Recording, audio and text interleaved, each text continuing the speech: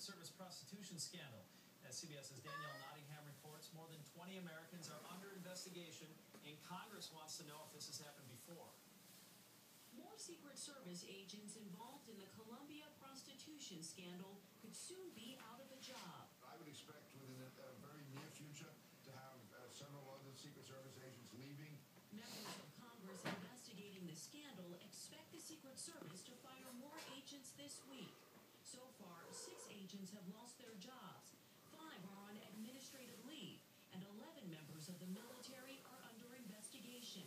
They were part of an advance team setting up security for President Obama's trip to Cartagena, Colombia. Some agents are accused of hiring prostitutes and bringing them back to the Hotel Caribe. But the Secret Service now admits